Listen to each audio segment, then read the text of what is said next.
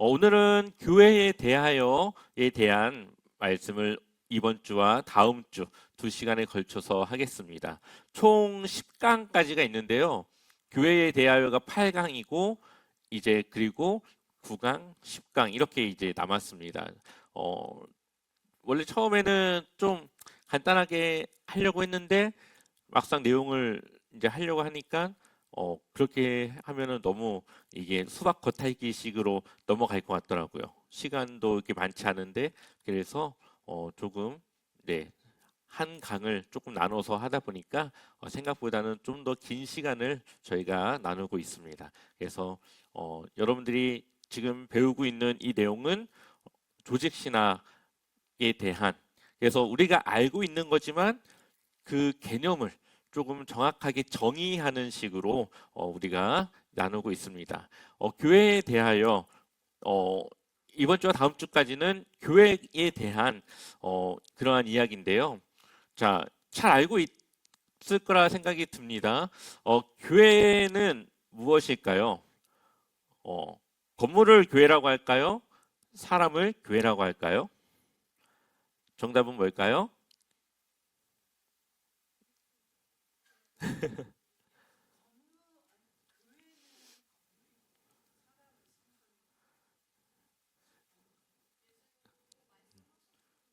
네.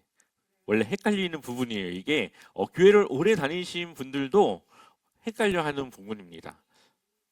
네. 정답은 사람입니다.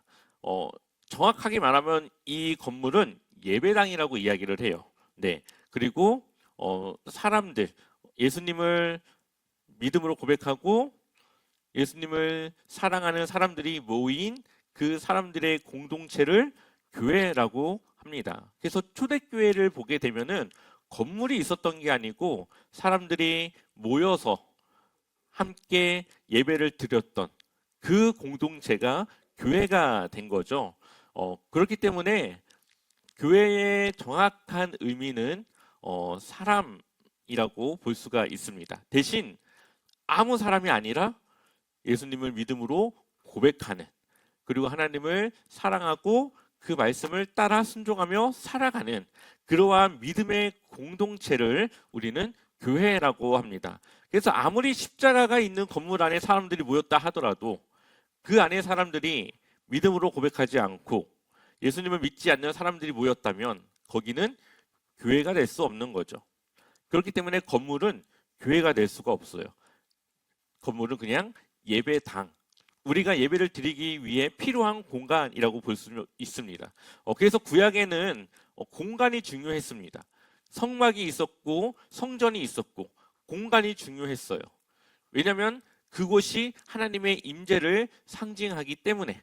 그런데 신약에서는 예수님이 여기서 다니고 저기서 다니고 어디서든 예배할 때가 온나니 예배하는 자는 신령과 진정으로 예배할지니라 말씀하셨죠.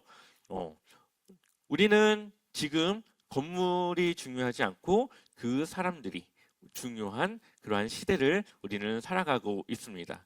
그래서 교회는 건물이 아니라 사람, 우리의 이 공동체를 교회라고 하는 거죠. 그래서 우리가 옮겨져서 다른 집에서 예배를 드린다 하더라도 거기가 교회가 되는 겁니다. 그래서 교회가 바로 곧 사람의 공동체라는 겁니다. 그래서 교회란 무엇인가? 세 가지로 볼 수가 있는데요. 성부 하나님을 아버지로 모시는 뭐요? 가족. 우리는 한 아버지를 섬기고 모시는 그러한 한 가족입니다. 그렇기 때문에 우리의 관계는 서로 다르고 서로 다 다른 그러한 출신들이지만 영적으로는 하나님을 아버지로 모신 그러한 공동체, 그러한 가족이라고 볼 수가 있습니다. 그리고 성자 예수 그리스도의 무엇입니까? 신부죠. 여기서 이제 신부라고 하니까 이제 우리는 남자인데 왜 신부라고 하나라고 하는 이제 생각이 드는데요.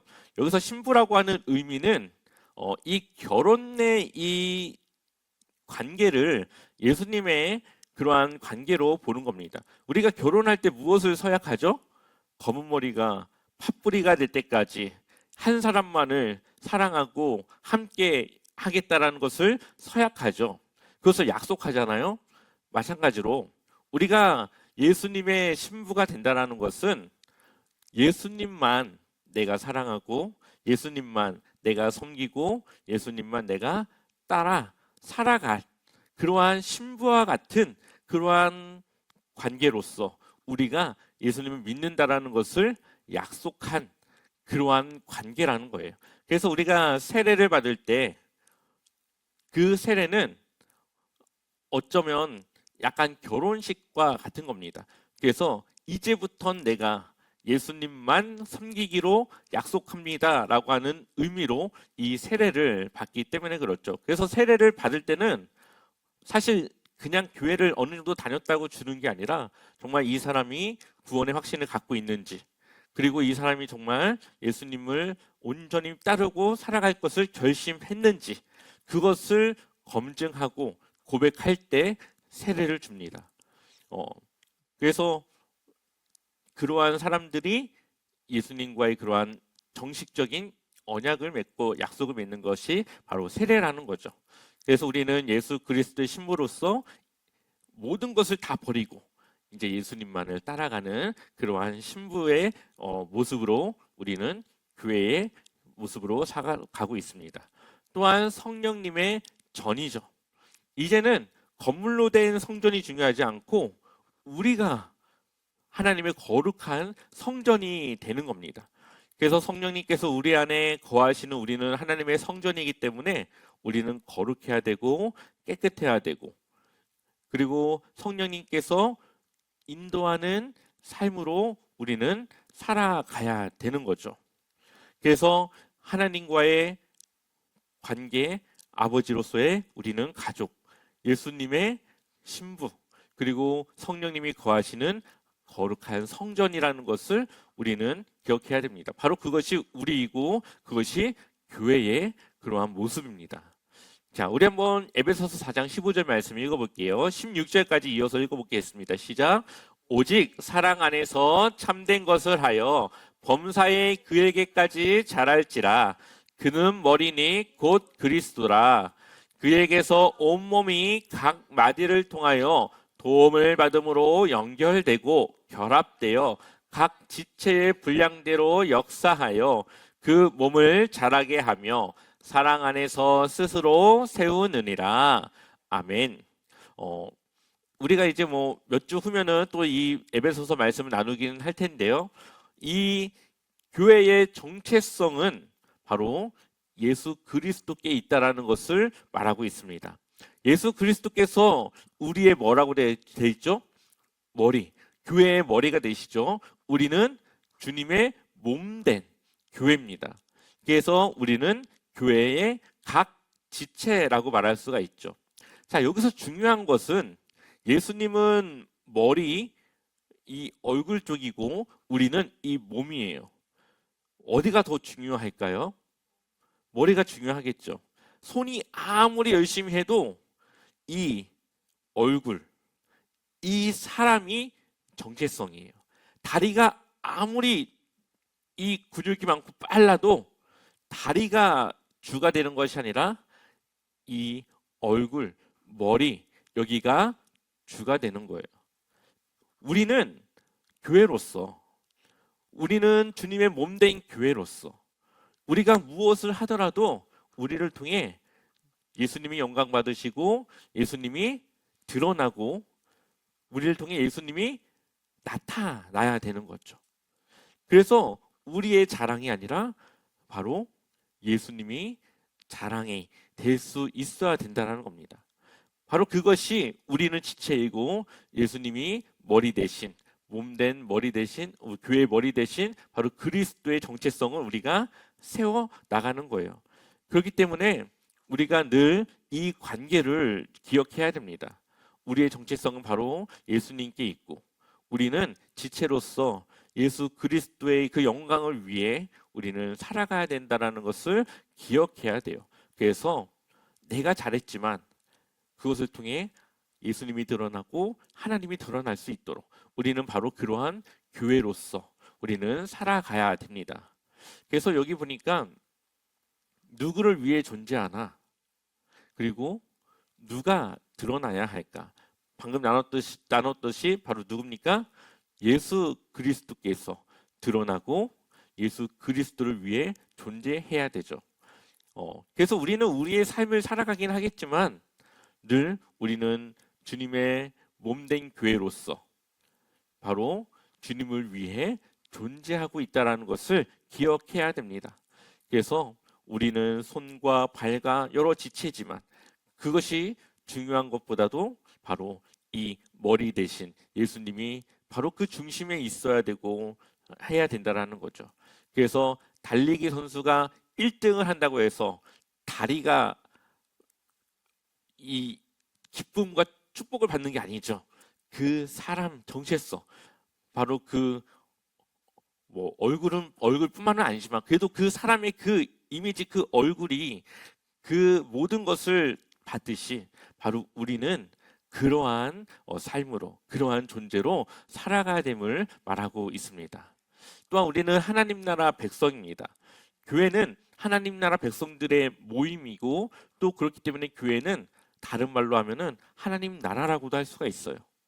그러한 하나님 나라의 그러한 정의와 공의가 실현되어지는, 세상과 구별되어져서 정말 사람들의 기쁨과 사랑이 넘치고 억울함이 없게끔 하려고 하는 그러한 공간, 바로 그러한 곳이 바로 하나님 나라인데, 그렇기 때문에 우리는 바로 하나님 나라의 시민으로서 하나님 나라의 헌법, 바로 하나님의 그 말씀을 준수하고 살아가야 될 의무가 있습니다.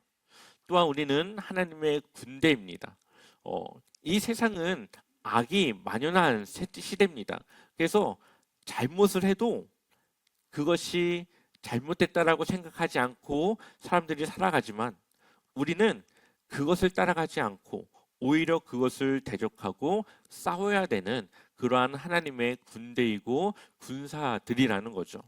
그래서 우리는 그렇게 세상의 빛으로, 세상의 소금으로 주님의 그 거룩함을 드러내며 살아가는 이 악과 싸우고 대적하는 하나님의 군대라는 것을 우리는 기억해야 됩니다. 그럼 교회는 무슨 일을 하는 곳일까요? 교회의 머리가 바로 예수 그리스도이기 때문에 우리는 예수 그리스도 안에서 교회가 해야 될 일을 찾을 수가 있습니다. 네 가지 사역이 있는데요. 마태복음 9장 35절 읽어보겠습니다. 예수께서 모든 도시와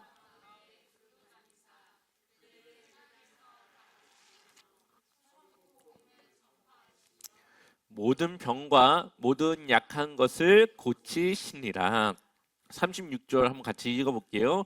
무리를 보시고 불쌍히 여기시니 이는 그들이 목자 없는 양과 같이 고생하며 기진함이라. 아멘. 여기 보니까 예수님의 메시아로서 하셔야 될 그 사역이 기록이 되어져 있고요. 우리는 바로 그 예수님께서 하신 사역의 네 가지를 우리는 교회로서 해야 됩니다. 첫 번째로는 가르치는 것, 두 번째로는 전파하는 것, 세 번째로는 고치는 것, 네 번째로는 불쌍히 여기는 것. 이거는 다른 말로 하면 구제 사역이라고 볼 수가 있습니다. 첫 번째는 교육 사역인데요. 같이 한번 읽어보겠습니다. 교회는 성도들에게 하나님의 말씀을 가르치고 훈련하는 일에 집중하여 제자를 세워야 한다. 네, 교회가 해야 될 첫 번째는 가르치는 거예요. 하나님이 누구신지, 예배는 어떻게 드려야 되는지, 하나님과는 어떻게 대화하는지, 기도는 무엇인지, 이 모든 것은 사실 배워야 하는 것들이죠.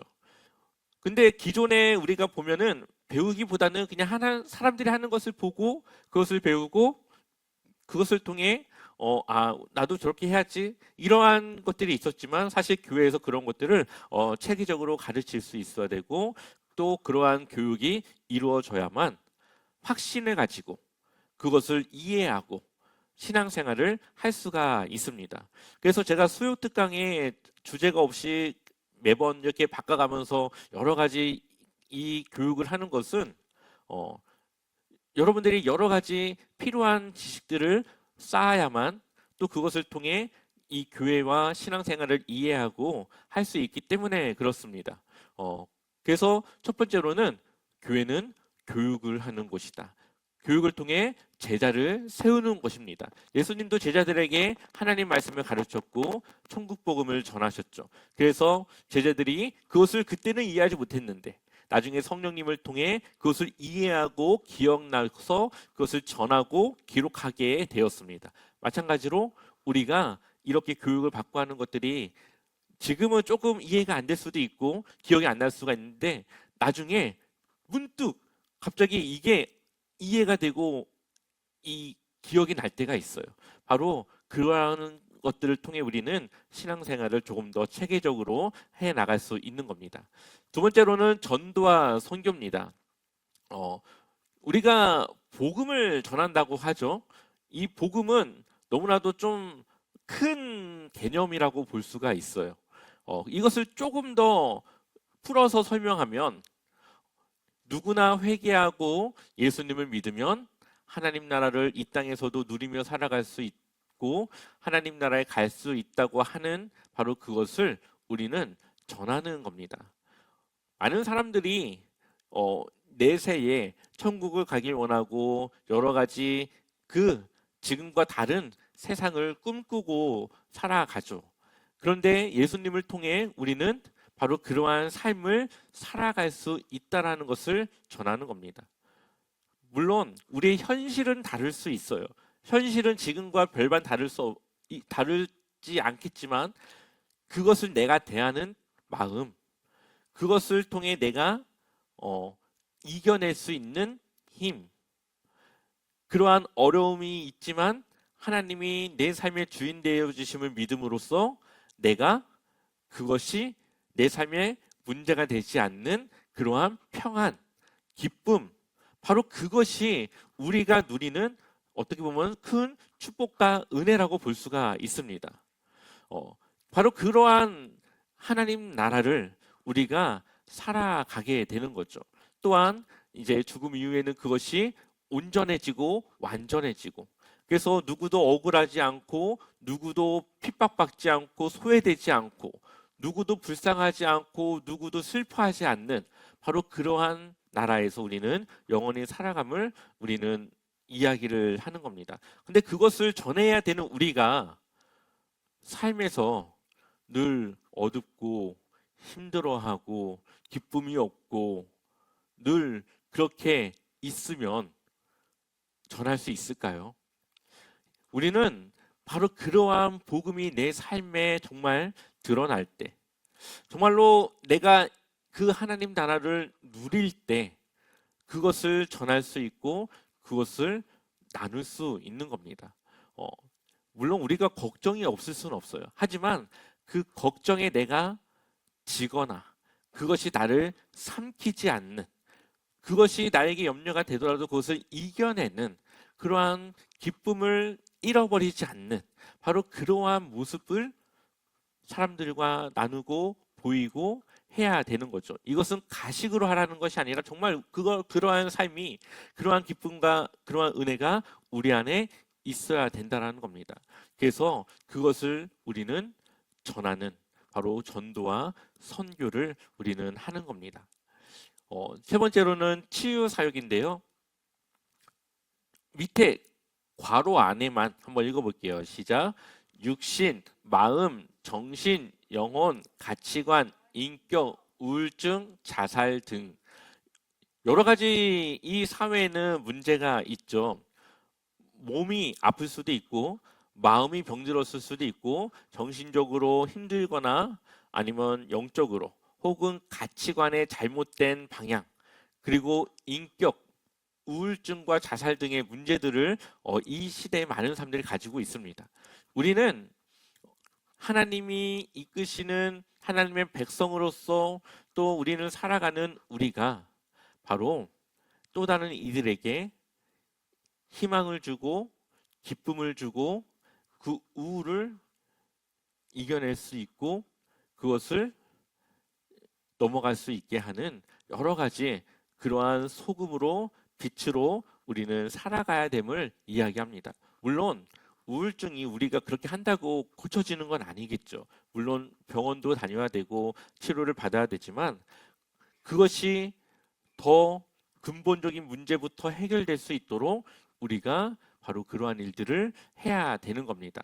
그래서 예수님께서 사람들의 질병을 고치셨지만 그 질병을 고치는 사람들이 예수님을 믿는 그러한 한 단계 더 나아가는 일들이 일어났던 것처럼 우리를 통해 사람들의 삶의 문제가 해결되어질 뿐만 아니라 그것이 예수님을 믿는 그런 신앙으로까지 연결될 수 있도록 우리는 바로 그러한 치유 사역, 치유의 그러한 일들도 해야 됩니다. 그것은 우리가 무슨 은사를 가지고 하는 것이 아니라 그냥 그 사람들에게 좀 더 나은 그러한 모습을 전하고 나누고 하면서 그 사람들에게 기댈 수 있는 예수 그리스도를 우리가 보여주고 전하는 것이죠.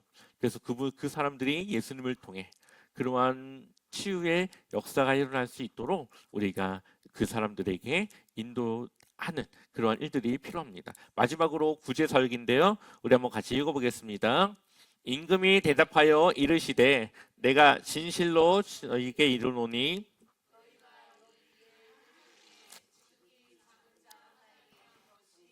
곧 내게 한 것이니라 하시고 아멘.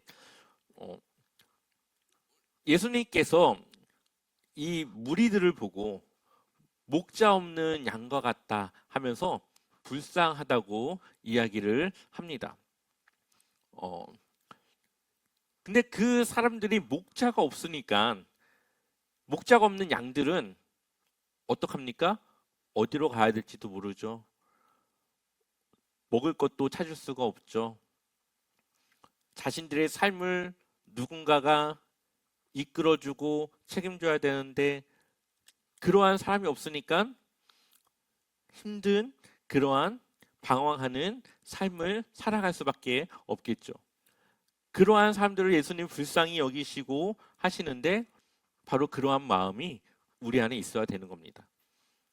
세상에 소외되고 힘들어서 어려움에 처한 사람들이 있고 그러한 가정들이 있고 그러한 아이들이 있는데 그러한 아이들을 바라보면서 우리가 예수님과 같이 목자 없는 그 양과 같이 그렇게 불쌍히 살아가는 그 사람들을 향한 긍휼함이 우리 안에 있어야 되는 것이죠. 그래서 초대교회 안에 그들이 왜 구제 사역을 했습니까? 바로 그러한 사람들이 있는 것을 보고 어떻게 하면 도울 수 있을까를 고민하다가 그 사람들을 구제하기 시작하죠. 먹을 것을 나눠주고 필요한 것을 나눠주기 시작합니다. 바로 그러한 마음과 그러한 생각이 우리에게 있어야 되고 바로 그러한 구제 사역과 그러한 선행된 일들이 우리에게 있어야 된다는 겁니다. 그래서 우리가 미얀마도 돕고 또 그러한 문서 선교도 하고 그렇게 하지만 정말 우리가 1년에 한 번 정도는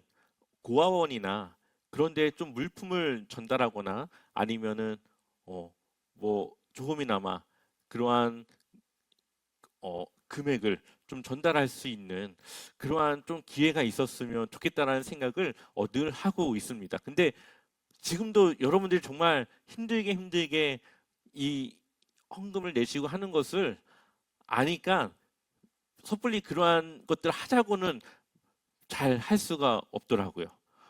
근데 정말 우리가 올해는 한번 12월 달 되면은 한번 조금 그동안 조금씩 우리가 모아놔서 그것을 좀 모아서 좀 그러한 이웃들에게 정말로 조금 그러한 것들을 나눌 수 있었으면 좋겠다라는 생각을 하게 됩니다. 그래서 생각이 있고 마음이 있으시면은 그러한 일을 기억하셨다가 우리가 12월 달에 조금 같이 좀 모으는 그러한 시간을 가지면 좋을 것 같아요. 근데 모든 이 사역의 핵심은 바로 예배에 있습니다. 한번 우리 읽어보고 마치도록 할게요. 시작. 교회의 모든 사역은 예배가 중심이다. 참된 예배의 감격과 기쁨이 없이 교회가 다른 사역들을 잘 감당하는 일은 거의 불가능하다. 그 이유는 예배를 통해 하나님이 우리를 만져주시고 위로하시고 힘을 주시기 때문이다. 네. 우리가 예배 생활이 기본적으로 기초가 잘 되지 않으면 사역은 지속될 수 없습니다. 예배를 통해 하나님의 마음을 알고 힘든 마음이 위로가 되고 그 힘이